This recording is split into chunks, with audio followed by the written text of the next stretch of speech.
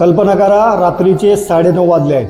गावाच्या बाहेरचा रस्ता, एका बाजूला ऊसाचं शेत, दुसऱ्या बाजूला काळोख. तुम्ही तुमच्या मुलाचा हात धरून घरी चालल्यात आणि अचानक समोरून काहीतरी हल्ल्याचा आवाज येतो. तुम्ही थांबता. 2 सेकंद, 3 सेकंद आणि पुढच्या क्षणी समोरून एक बिबट्या झेप घेतो. हे सगळं इतक्या वेगात घडतं की ओरडायलाही वेळ मिळत नाही. अशा वेळी तुम्ही काय कराल? जखमी व्यक्तीला लगेच उचलून धावाल, की पाणी पाजाल, की जखमीवर हळद लावाल, की काहीतरी वेगळं कराल?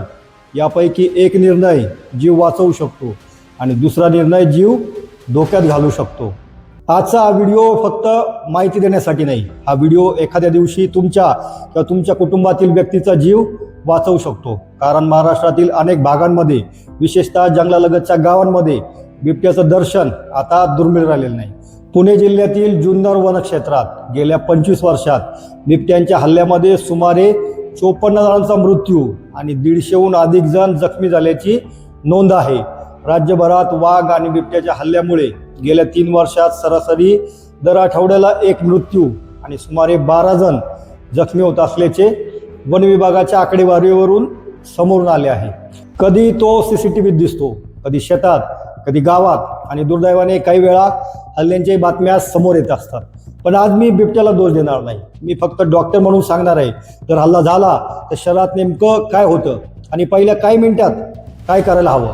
कारण हॉस्पिटलमध्ये आम्हाला अनेकदा एक गोष्ट जाणवते, काही रुग्णांना जखमेपेक्षा चुकीच्या प्रथमोपचारामुळे जास्त त्रास झालेला असतो. आता मी तुम्हाला एक प्रश्न विचारतो, तुमच्या गावात किंवा परिसरात कधी बिबट्या दिसला आहे का? जर उत्तर हो असेल तर कमेंटमध्ये फक्त तुमच्या गावाचं नाव लिहा. मला जाणून घ्यायचं आहे की हा प्रश्न नेमका कोणत्या कोणत्या भागात गंभीर आहे. पण आता तुम्हाला एक गोष्ट सांगतो, समजा बिबट्याने हल्ला केला, तुमच्या मते मृत्यूचं सर्वात मोठं कारण काय असतं? बिबट्याचे दात, त्याचे नखं, की काहीतरी पूर्णपणे वेगळं? बहुतेक लोक इथे चुकीचं उत्तर देतात. याचं उत्तर मी पुढच्या काही मिनिटात सांगणार आहे. कारण शहरात त्या क्षणी अशी प्रक्रिया सुरू होते की प्रत्येक सेकंद महत्त्वाचा ठरतो. आणखी एक प्रश्न, तुम्ही कधी विचार केलाय का, बिबट्या बहुतेक वेळा मान किंवा चेहऱ्यावरच हल्ला का करतो? तो हातावर कमी, मानेवर जास्त का झेपवतो? यामागे त्याची शिकारीची पद्धत आहे. आणि हे समजलं की तुम्हाला जखम किती गंभीर आहे हेही समजेल. तेही आपण थोड्या वेळात पाहणार आहोत. पण त्याआधी एक गोष्ट स्पष्ट करतो, हा व्हिडिओ भीती निर्माण करण्यासाठी नाही. बिबटे हे वन्यजीव आहे. बहुसंख्य वेळा ते माणसांना टाळतात, परंतु संघर्ष झाला योग्य माहिती असणं अत्यंत आवश्यक आहे. आणि पुढे मी तुम्हाला सांगणार आहे, बिबट्याच्या एका चाव्यामुळे शहरात नेमक्या कोणत्या 5 जीवघेण्या गोष्टी घडू शकतात.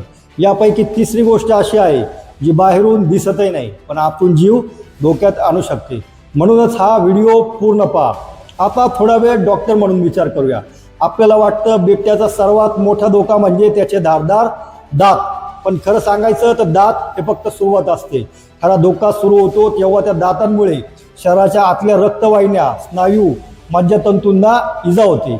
आता मी तुम्हाला एक प्रश्न विचारतो, समजा एका व्यक्तीच्या हाताला खोल चावला आणि दुसऱ्या व्यक्तीच्या मानेवर तुलनेने लहान जखम झाली, तर यापैकी जास्त धोकादायक कोण असेल? तुम्हाला काय वाटतं? कमेंटमध्ये नक्की लिहा, हात की मान. कारण प्रत्येक जखम, तिची गंभीरता हे खोलीवरून ठरत नाही. कधी कधी बाहेरून दिसणारी छोटी जखमही आतून मोठ्या रक्तवाहिन्या किंवा महत्त्वाच्या संरचनांना इजा करून जीवघेणी ठरू शकते. म्हणून डॉक्टर जखम पाहताना फक्त त्वचा पाहत नाही, तर तिची खोली, रक्तस्राव, अवयवांची कार्यक्षमता आणि मज्जातंतूची स्थिती ही सुद्धा तपासली जाते. आता दुसरा प्रश्न, रक्त किती गेलं की माणूस बेशुद्ध पडतो?